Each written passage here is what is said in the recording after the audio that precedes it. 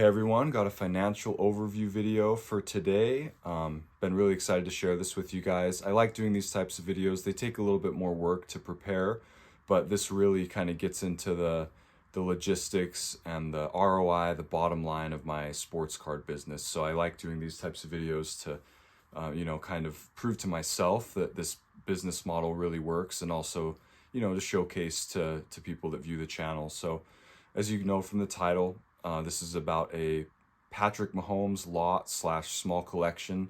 I bought this off of Facebook. This will be part one of a multi-part series, as I'm not done selling through this yet, but I'm going to share the, origin of the deal, all the numbers, and where I'm at currently, and then, part two will come later when I'm done selling through everything. So all the important numbers will be on the screen as I go through them. It's going to be a lot of numbers, so I'll put the important ones on the screen so you can see the relevant stuff. So 142 cards, all raw. I bought them with the intent to grade/resell raw. A lot of times on Facebook, when you can do bulk deals, especially this big, you can negotiate for, bulk pricing, under comps, 70% or so of comps. So that's kind of what I did. I paid pretty strong for this one, honestly, but I was confident in doing so, and you'll see why as I go through these. So 142 cards, $460 all in for this lot. So that comes out to $3.24 per card, which I think is a pretty good price to get in on. There were no rookies in this lot. All of it is non-base, recent stuff from the last 2 to 3 years. But the fact that it's non-base is nice. It means a lot of it is probably worth grading. That was my thought process, and turns out that was the case. So out of the 142 cards, I graded 57. I've gotten 30 of those back. 27 are still at PSA. So the grading costs for those, all 57, is $1,076.29, bringing the total cost for the lot plus grading to $1,536.29. So that's an important number right there. That's the total all-in cost. So far, I have sold 30 of the 142 cards. I've actually sold probably 34 now. 3 or 4 more have sold since I put these numbers together, but I'll just go off of what I have. So I've sold 23 of the raw cards for a total price of $123.53. So that's an average of $5.37 per card on the raw that I've sold, which is over $2 profit per card. So really excited about that number. Those have all been buy it now on eBay. I haven't auctioned any of them off yet. Graded, I've only sold 7 so far, for $376.76 for an average of $53.82 per card. So I'm happy about that number as well. I expect both of those averages to remain pretty steady as I sell through the rest. I think the raw average might dip a little bit, but I've factored that in, been very conservative in my estimates. So total sales so far is just over $500, $500.29. So we need about $1,036 to break even, with 62 raw cards remaining and 50 graded cards remaining. So we've already made up a third of the price, a third of the cost, with only selling 30 of the cards. So I'm happy with that progress so far.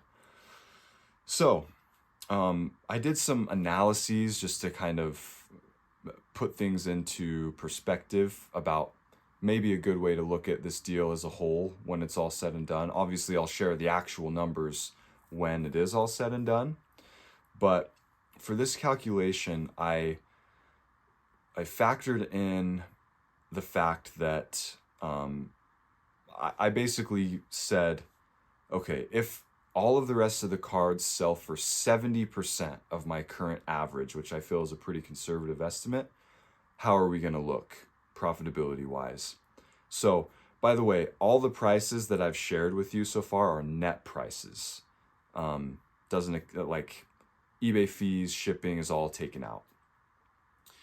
So, going with that 70% of the average, if we sell the raw at 70%, that will turn out to be $233 more in sales.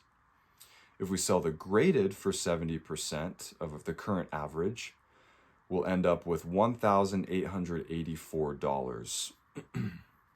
So if that holds true, we'll be looking at total sales, net sales, of $2,617.29. If we subtract the cost, the total cost from that, we'll get our expected profit from this deal, which is $1,081 for a 70.36% ROI. So as you guys can see, even with a pretty conservative estimate, this deal is shaping up to be really, really good. So I'm really excited about how this has been going so far. Again, excited to make a second video when I've sold through everything. I wanted to go over a couple pros and cons about deals like this because I've been dabbling in some more deals like this, as well as continuing to buy singles that are a little bit more liquid, higher dollar stuff that's easier to grade and flip. So the pros, stuff like this, it's very easy to find in bulk that's also in gradable condition.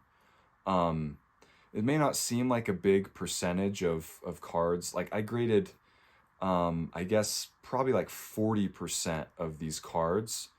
So, but a lot of the reason for that was a lot of them I didn't deem worth it to grade margin wise. Wasn't as much related to the condition. There was a few that were condition related. I have some here just to show you an example of the types of stuff. So here's some of the raw ones. Stuff like this I would grade. I graded some of this, but a couple of them were, you know, not in gradable condition. Here's some of the slabs. Just some of this type of stuff. So some I think will sell for more than average and some a little bit less. And that's okay. Like I said, I accounted for that in my calculation. But as you can see, another pro is there's a lot of potential for a very high ROI with this kind of deal. It's low-hanging fruit too. You don't have to really search.